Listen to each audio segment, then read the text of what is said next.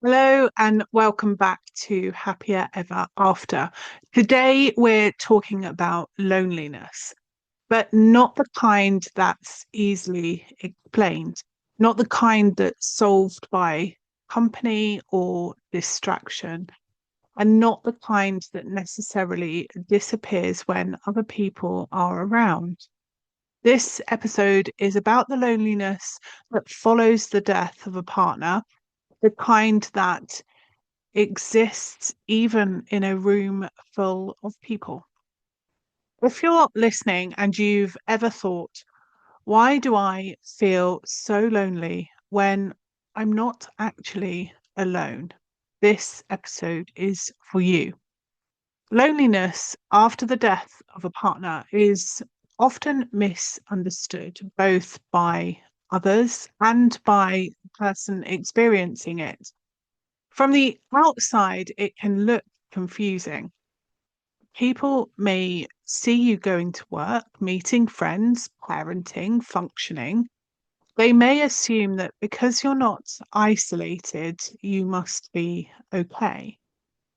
But inside, there can be a very different experience, a quiet, persistent sense of being alone in a way that you never were before. And that can be deeply unsettling.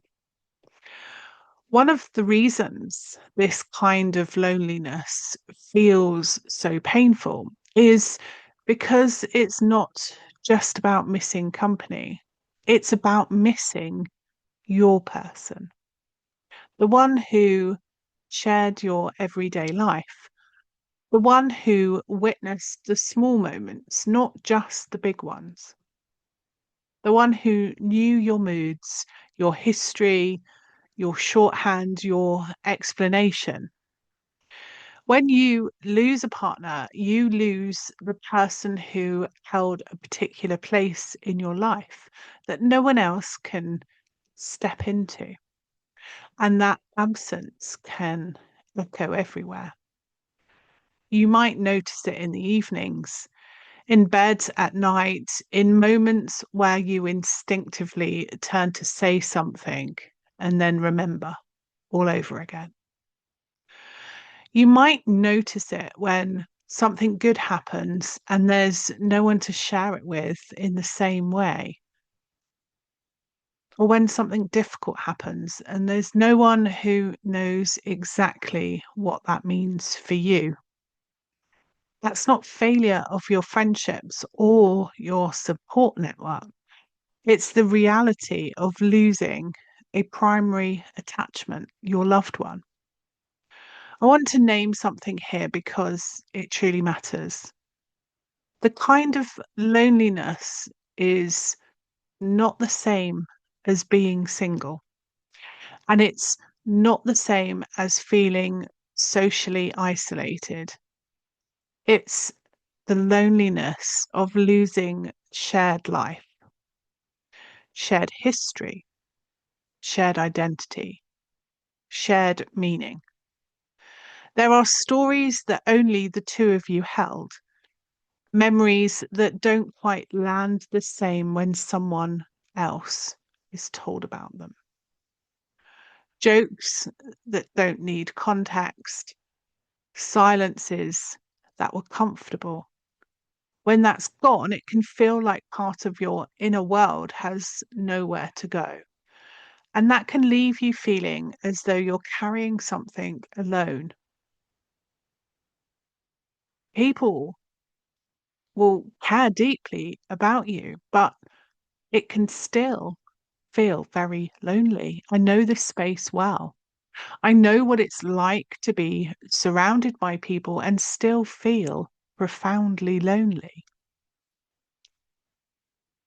To be listened to, supported, included, and yet walk away from interactions feeling emptier rather than fuller. And if that's been your experience, I want you to hear this clearly. There is nothing wrong with you. This loneliness is not a sign that you're too dependent, too attached, or incapable of being on your own.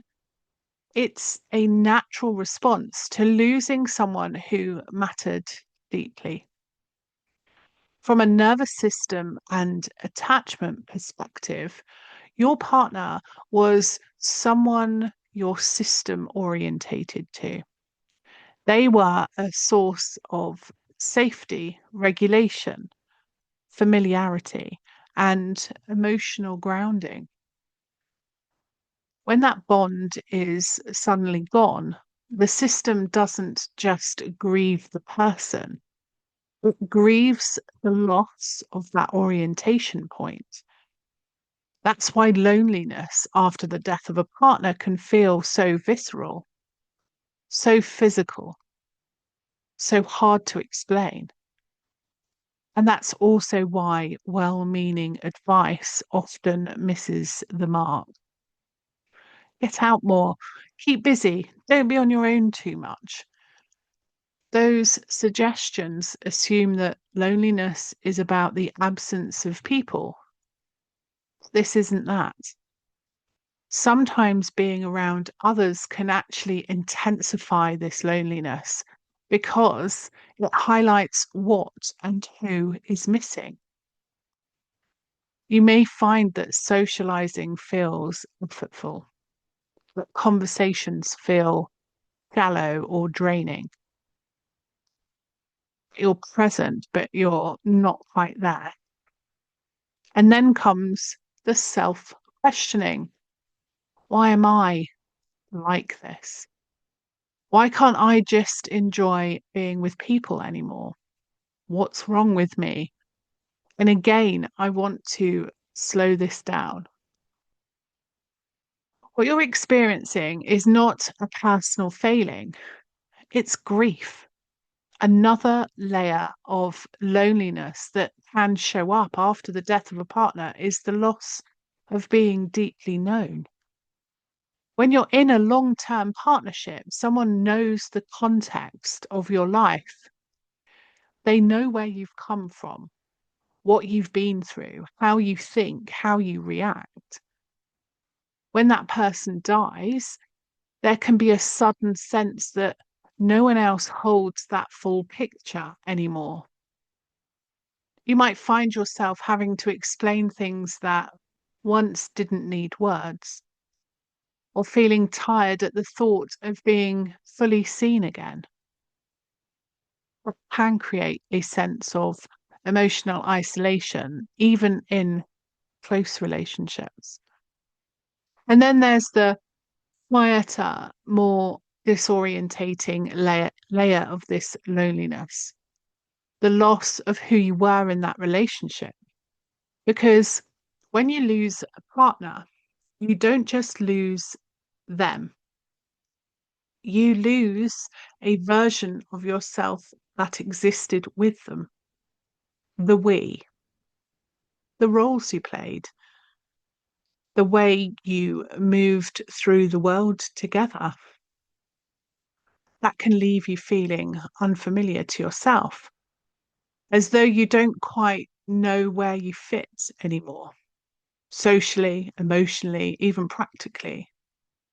This can show up as feeling out of place in conversations, not knowing how to introduce yourself, feeling like you don't quite belong anywhere in the same way. A sense that your identity has been taken. This isn't you losing confidence, it's you navigating an identity shift. And once again, there is no right or wrong way to experience this. Some people crave connection quickly, others need long periods of solitude. Some move back and forth between the two. Your way is allowed to be your way. I want to gently say something else here because it's really important. Loneliness doesn't mean you're meant to fill the gap immediately. It doesn't mean you should rush into new relationships, friendships, or versions of yourself before you're ready. Loneliness is information, not instruction. It tells you that something meaningful has been lost, and that deserves care, not correction. There can be a lot of pressure, internal and external, to do something about loneliness, to fix it, to make it go away. But often, what helps most is allowing it to exist without turning it into a judgment about yourself. If you're listening and noticing an ache in your body, a heaviness in your chest, or a wave of sadness, pause for a moment. You don't need to analyze it, you don't need to make it better. Just acknowledge it. This is love, still present. Over time, and I mean over time, new forms of connection can grow, not as replacements, but as additions, different, changed, sometimes quieter, sometimes surprising. But that growth doesn't happen by forcing yourself to be fine. It happens by letting this loneliness be what it is, without making it mean that you are broken or behind. Life after loss asks us to learn how to be with ourselves in new ways, to tolerate spaces that feel uncomfortable, to trust that connection can look different without erasing what mattered. And that is not easy work. If you're here listening to this, you're already doing something deeply important, even if it doesn't feel like it. If you'd like additional support as you navigate life after loss, you can explore the Life After Loss guide via the show notes, or check out the Happya Ever After hub at happiercoach.com, happier-ever-after, where resources will continue to be added throughout this series. You don't need to rush connection. You don't need to replace what was lost. You don't need to explain your grief. You are responding to love, and that makes complete sense. Thank you for being here with me today. I'll be with you again in the next episode. Until then.